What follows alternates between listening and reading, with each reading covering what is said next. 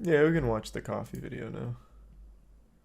I uncovered FTX tried to hide billions of dollars in fraud, and now their ex-CEO, Sam Bankman-Fried, is trying to convince everyone it was an accident. He isn't such a bad guy. He just got in over his head. And it doesn't help that a lot of media outlets are trying to corroborate that, like, no, SBF's probably right. It wasn't fraud. In fact, it was other reasons, which is so stupid. So fucking stupid. And already there are financial commentators like Kevin O'Leary willing to vouch for him. I just think he's a very interesting individual. Over time, we'll peel this onion, find out what happened. I don't think that guy has an evil bone in his body. Now, it may not surprise you, so but Kevin sweet. O'Leary is a paid spokesman for FTX. But even unpaid sources have parroted his claims. Take, for instance, the New York Times. They quote SBF saying he was just distracted, and that's why FTX fell apart. Quote, had I been a bit more concentrated, that would have allowed me to catch on to what was going on the risk side. That's right, guys. If he only hadn't played League of Legends, he might have noticed he was stealing customer money. Bronze 3 for life. He has over 1,000 games in Bronze 3. Dude sucks. He's fucking trash. He shouldn't play League. He should quit. Now, of course, the New York Times was roasted for their uncritical take on Sam, as was Kevin O'Leary. Yep. But even respected financial journalists that I personally like Matt Levine of Bloomberg, have recently floated theories around that maybe this is fraud, but maybe not. Quote, I don't want to minimize the likelihood of intentional fraud and theft, but I want to say that the story of FTX also reads like what would happen if you and a few college friends set up a gigantic international financial exchange. Your friends are traders and engineers, not accountants and compliance officers. They're running a huge exchange and are too busy for paperwork. They move fast and break things. Now, stories like that, to me, leave me wondering. What the fuck? Well, was this fraud at all? Or was it just a couple of college grads who didn't know the value of an accountant? Could be either one, right? And No, I don't think so. I don't think in any world this is just like a whoopsie-daisy. Nothing nefarious here. We're just so silly. We're young and silly, and my girlfriend likes Harry Potter, but she knows what she's doing, so I've wired $1 billion over there. It was just a silly mistake. Because anyone in the media specifically believes that Sam isn't a fraudster, besides Kevin O'Leary probably. There's some because, Zimlar of course, purple there are in the plenty prime of dairy. legal reasons not to explicitly call someone a fraud. But I still think it's relevant to address these ideas and narratives either way. Because you can be certain this is going to be SBF's defense. He may have been dumb, he may have been negligent, he may have made some mistakes, but he isn't a criminal. He already came out and said it once. I effed up twice. But instead of mentioning fraud, he says it's because of poor internal labeling that FTX fell apart, which I mislabel things all the time. And in a way, that's a compelling, simple explanation. Don't attribute I to just malice don't what think you so. Attribute to stupidity. Well, that's In this fair. case, That's a fair point, don't attribute actually. to fraud what you can attribute to a polycule of 20-year-olds in the Bahamas getting in over their heads. That is basically what he wants you to believe. And so I'm here to answer that question. Could it possibly be that FTX is just a story of negligence? Well, the short answer is no. And the long answer is hell no. Since FTX unraveled, I've been speaking to Alameda insiders, FTX insiders, even people who called out FTX months ago, like short seller Mark Cohodes. And the one thing I'm positive of after all of it is that Sam is probably the greatest con man of our generation. No shot. The greatest con man of our generation can't even get out of Bronze 3? No. Sam is the luckiest con man of our generation because so many people were blinded by the crypto hype and FOMO and getting into FTX early to try and make as much money as possible off of this whole trend without ever fully understanding it. So they got tons of money quickly. I don't think he had any level of cunning. He was simply lucky. It's just because he was in the crypto space as it exploded and got a very strong position in it, which led to just tons and tons of money snowballing out of control. I think everything about SBF breathes that he's not some con man savant genius. Just a kid who got lucky. Now, if he was Silver 3, even Silver 3, maybe then I'd be a little more inclined to believe that he knows what he's doing and is some evil mastermind. But 1,000 matches in Bronze 3 of League? Nope. You're not convincing me of that. This guy's a fucking idiot that fell into this success. The only real question I have is why did it take us so long to find this out? Now, Thanks, as I Yusuf share the Galactus. evidence that supports this claim, bear in mind, compiling a complete post-mortem on FTX is admittingly difficult. A paper shredder leaves behind better evidence than Sam Bankman fraud. Sorry, I mean freed. Well, not freed for long. He's going to probably be in jail soon. But until That was a sweet day cute arrives, section. just understand that I don't have the full story yet. Nobody does. Even the people who have full access to the back-end evidence are still puzzled. In fact, the main person tasked with handling the FTX bankruptcy process also handled Enron, which is the definition of complicated corporate fraud. So you'd think it'd be no big deal, right? Nope. FTX is worse than Enron. Quote, never in my career have I seen such a complete failure of corporate controls. Not only that, he says that everything Welcome to crypto. SBF in the way of evidence he has, quote, no confidence in, which, isn't great. This is probably because A, Sam has lied, and B, it sounds like everything in his empire was a mess. Allegedly, FTX was approving expenses with, quote, personalized emojis, and that Sam was communicating with disappearing messages that were set to auto-delete after, quote, a short period of time. A system used by innocent people every day. It's not him being a fraud and trying to hide things. This is just something that me and you always use. Fucking little dead man switch for all of our messages. Oh my god. Fucking unreal. Thanks to Resub, Head It, and Silver Spirit. It is so foul. Things like Wall Street Journal and shit saying like, well, it probably wasn't fraud. I think he's just a misunderstood kid who wasn't getting enough sleep, or, people just lost confidence in him for some reason. I don't know why. That's why FTX failed. Nothing else. Not only that, Sam encouraged employees to do the same. So understand that we don't have a full picture of what happened yet, in part because, well, they deliberately... Oh yeah, to be fair, yeah, that's not a dead man switch is like something that sends out once someone's gone. It's like insurance. Like, I have all of these blackmail documents, and if my heart rate isn't what it normally is, it'll send it out. Leaving one. And I would actually point to this as the first piece of evidence of fraud. You don't show up to the scene of a crime with billions That's just missing, Snapchat. find out all the evidence is destroyed and say, oh darn, That's maybe true. they accidentally torched it. Unless you just save it. That in of itself is suspicious. And deleting your text messages and encouraging your employees to do the same, that just screams that you're hiding something. But even though they didn't leave us much to go on, there's still tons of breadcrumbs that lead us to the same conclusion. For example, take the corporate structure of FTX and all their subsidiaries. We've talked about this. It's incredibly complicated, but I'm supposed to believe that the guy who set this up is the same guy who didn't know it was wrong for him to take from one company and steal it. Isn't this the same guy whose parents are both compliance lawyers, sticklers for the rules? You're telling me that guy doesn't understand what basic fraud is? Incidentally, this is actually why Kevin O'Leary thought this was such a safe bet. I'm a paid spokesperson. Yeah, the compliance for, lawyers. FTX and a shareholder there too. And This is big both effort his for parents. Sam because he has two parents that are compliance lawyers. If there's ever a place I could be that I'm not going to get in trouble, it's going to be at FTX. Yikes. And yet, even after being defrauded, Kevin says given the chance, he'd bet on Sam again. Oh my If god. knocked on your door again. What a cuck. Said, look, I failed in my last venture. I have a new crypto venture. I need money. Would you back him? That's a great question. No one's asked me yet.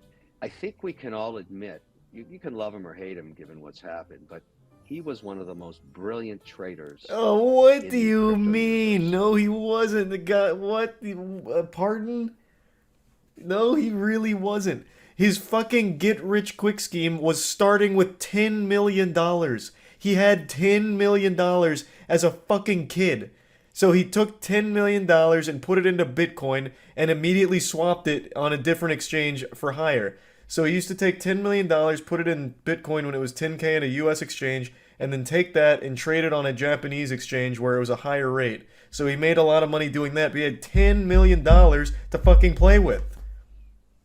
He started rich. He had step one, good spawn. That's it. Kevin is delusional. Like, actually fucking delusional.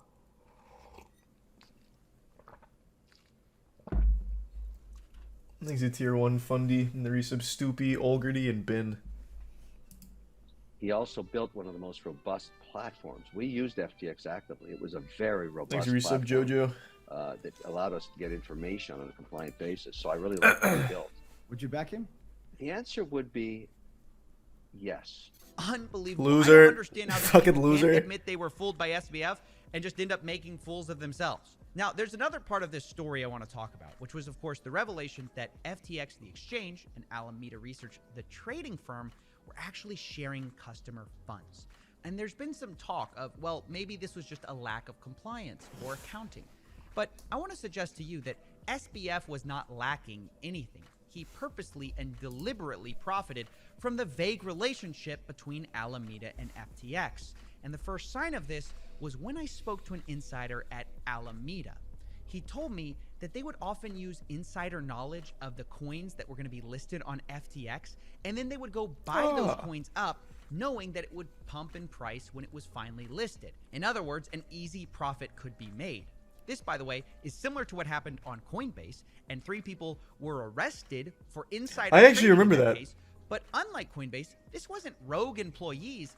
This was Alameda itself doing this. So let me get this straight. If it was criminal when 3 individuals did it, what does it mean when an entire organization does it? Good I even business. asked the Alameda insider if they thought that it was criminal behavior, and they told me, quote, it was probably criminal in hindsight.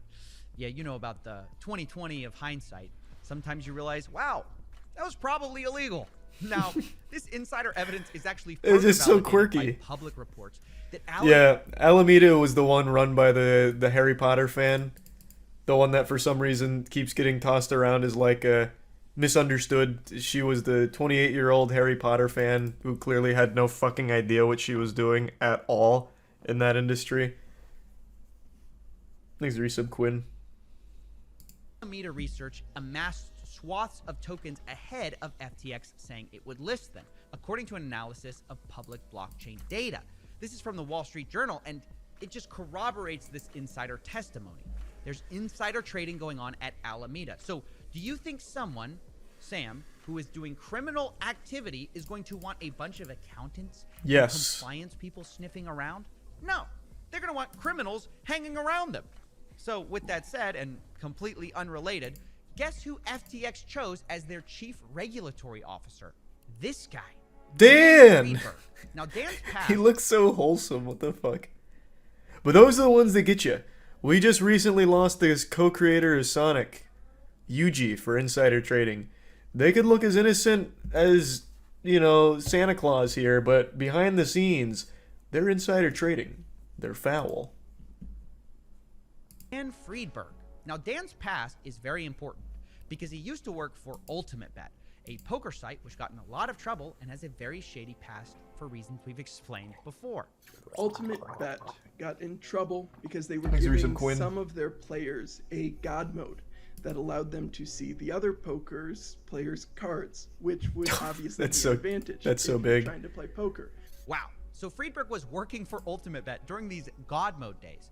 And Sounds like one of those although old he was CS:GO never lotto charged with scams. anything, there is leaked audio coming out from him conspiring to hide the owner of UltimateBet from facing any consequences from using it. Here's Russ Hamilton, the former owner of UltimateBet, who used God mode and admits to making money with it, telling Friedberg that he wants to get out of this cheating scandal. I feel, and I did take this money, and I'm not trying to make it right, Dan. So we got to get that out of the way real quick, okay? So then Dan Friedberg replies to Russ that maybe they should just blame it all on a third-party consultant and say that was who used the God mode on their website instead of Russ himself. I think for the public, it just has to be former consultant took advantage of a server flaw by hacking in the client, and able to identify exactly when. Sometimes he played with it, sometimes he played without it. Sometimes he intentionally won, and sometimes he intentionally lost. Very erratic play. But we've been able to identify super genius. when the tool was up and their net wins. And that's what And what you could also say is that the tool was originally set for a 15-minute delay. and he hacked He hacked it to a real time. God, he can hack anything. Holy So fuck. this is the guy they hired at FTX as their chief regulatory officer, a guy who once conspired to hide his cheating boss. And of course, there are more red flags about the relationship between FTX and Alameda. You might assume that, like, okay, if it was negligence, maybe everyone inside the organization was just sharing information with everyone. There was no walls in place, right? And that's what created the conflicts of interest. But that doesn't match with what we've heard. I personally have spoken to FTX insiders who said they were blindsided by the collapse. They didn't know anything. The Wall Street Journal also... Well, yeah, there's no shot that normal people at FTX had any idea what was actually going on with all this shady shit. There's 0% chance, like, everyone at FTX is guilty or everyone was insider trading or anything like that. That's not surprising at all. It's just the people at the very top. I'm also really curious how they have this audio with Dan Friedman here, because that seems like a conversation that was had just between whoever this... I already forgot this guy's name. Russ? I don't know. The old guy here and Dan. I don't know how that would even leak. That was just like a single phone call between the two of them. I feel like that's like the easiest thing to not release to the public somehow. Dan must have released it himself. Room was bugged. I guess that's possible. Yeah, maybe. They were streaming the call. Yeah, they were doing it on Ultimate Bet. The morons did a lot of comms on Discord. You talking about FTX? Because this guy's way too old for Discord. No shot he was on Discord. reports that FTX employees were completely in the dark, which corroborates that. So FTX employees had no idea what was going on at Alameda. Meanwhile, the Alameda employees, on the other hand, knew exactly what was going on at FTX. They had back-end access. So this relationship wasn't uncontrolled, it was one-sided. Back to the God mode analogy, it was almost as if they specifically set up their crypto exchange to be pilfered by their traders without anyone knowing. Almost like they had a back door. Oh yeah, they did end up building a back door. I forgot. Their CTO built a back door to Could have been a hacker. red flags. See, it's hard to call things like this accidents or negligence. It's literally designed to be hidden. Alameda had a one-way window into FTX to steal whatever they wanted from client funds, and I do mean steal, not misappropriate, not negligently lose, steal. But unbelievably, the way it's quoted in like the New York Times, you'd think this was some kind of loan they took out. It is so cute how they write about it. I've already talked about it like 3 times this stream alone. I love the articles that are being published about SBF and this whole thing. I don't know why it's so delusional, but they are somehow just sucking his whole dick about it. Like, no, it's anything but fraud. Literally anything but fraud. You're just not getting enough sleep. Not enough sleep. But now he's getting enough sleep. If only he paid a little more attention. He was just too young, wasn't paying enough attention. They just died from out and underneath him. People lost confidence. Margin position, it's called. But we know now it wasn't a margin position. Alameda apparently had a secret exemption from certain aspects of FTX.com's auto liquidation protocol, according to their new CEO. So this large margin position isn't a margin position at all, because they could never be liquidated. And I'm sure Dan Friedberg might be somewhere on a call trying to figure out how to blame a rogue employee on this secret exemption. But let's be honest with ourselves. Alameda Dan would knew never. what they were doing was criminal. That's why they call it a secret exemption. And they were even willing to lie about it to keep it a secret. Alameda CEO, Caroline Ellison, denied special access to Bloomberg News, saying, "We definitely have a Chinese wall in terms of information sharing to ensure that no one at Alameda would get customer information from FTX or any sort of special treatment from FTX." But obviously, this was a lie. Here's Sam Bankman-Fried lying too. Quote, "Alameda is a wholly separate entity." Well, we know that isn't true either. Looking back, it was obvious because even when you'd wire them money to FTX, the international wiring instructions were to Alameda Research. Not exactly A separate. coincidence. And so after finding all of this out, I spoke to Mark Cohodes, who called out SBF as a fraud much earlier than almost anyone else. And I asked him his thoughts, and he said, this was all obvious a mile away. I knew something was wrong a year ago because everything this guy... This kind of shit has to feel so good. To be that person that called it out and then later are vindicated, that has to be such an amazing feeling. Like, that's that shit people live for with goofy conspiracies. like that one high, that euphoric high. But this guy isn't just like a conspiracy theorist. He was like an actual smart guy who saw all the signs, all the writing on the wall, called it out, and then was proven right later on.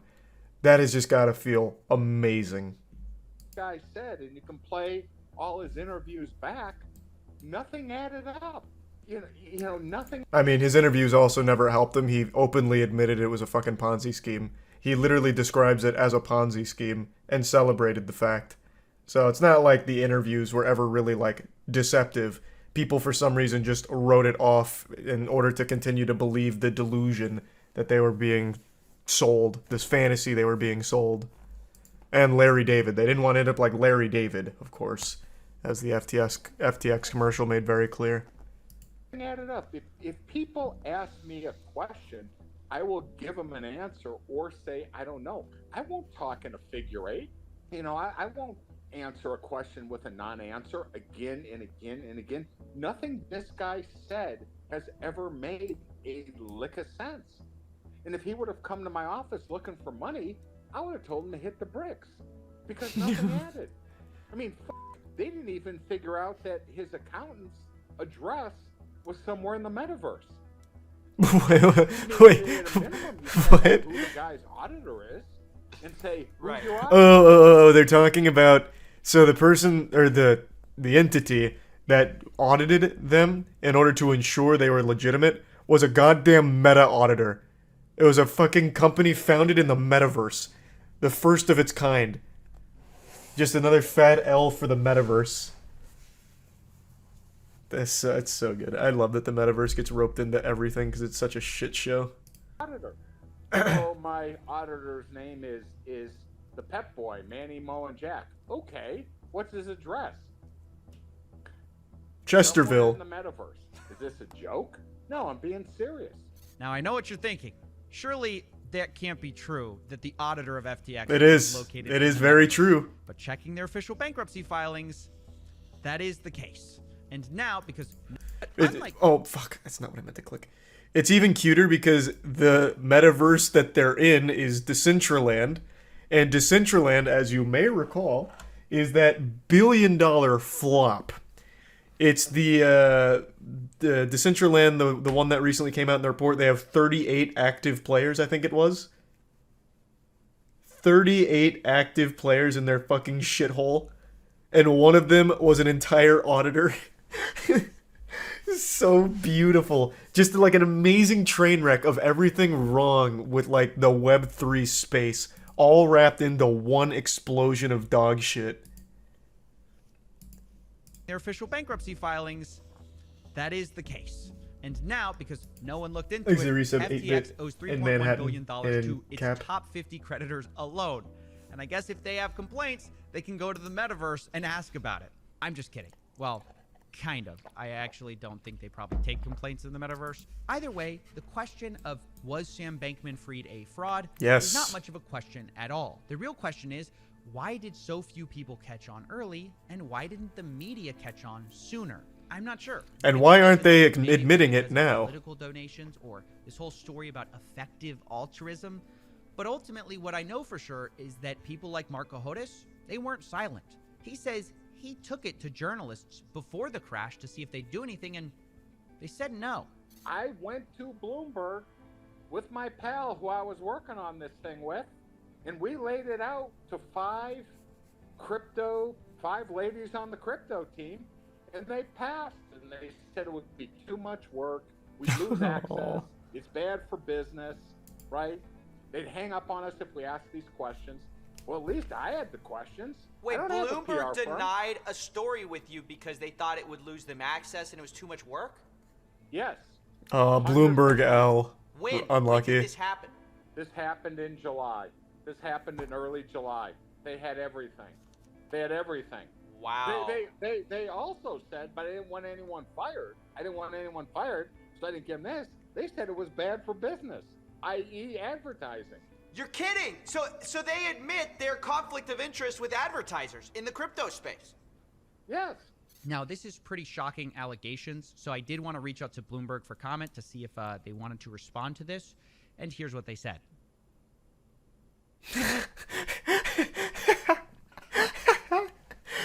Yeah, it sounds about right. That's a shame. Bloomberg has done some really great work.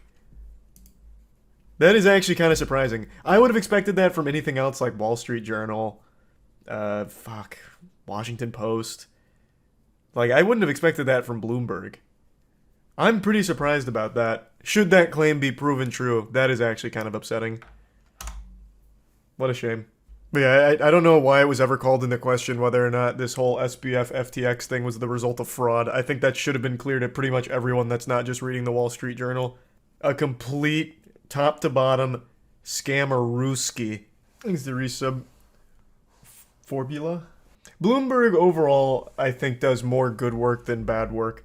Bloomberg was recently the publication that broke the story on Helena Taylor's misinformation. The whole Bayonetta 3 situation. Bloomberg's actually broke a lot of pretty important stories. Like, bigger stories. So, hearing that they're pretty corrupt, well, at least their crypto team is corrupt, is a little surprising. Bloomberg helps my stocks. I don't know about their stock advice. Maybe it's good, maybe it's bad. Is there any crypto that's not a scam?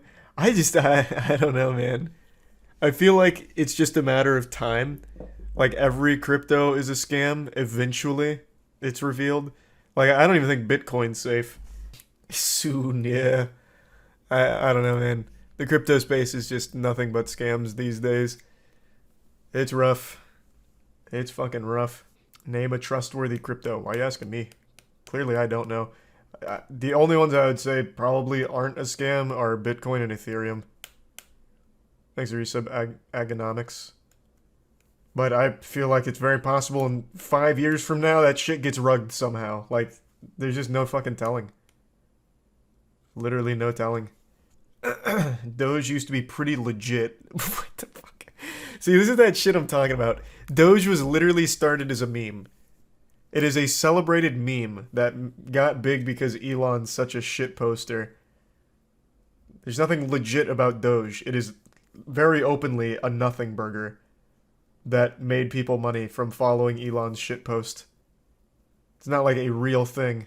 It was literally started on Reddit, too. As just a meme. 99% of people in here don't know what blockchain is. 99% of the crypto space doesn't know what the blockchain is. It's just a buzzword in order to get some quick cash and rug. At least people have mostly stopped talking about NFTs. Yeah, NFTs seem super dead. Justin Bieber's $1.3 million Bored Ape that he bought last year, or I don't even think it was a full year ago, is now worth like $70K and dropping.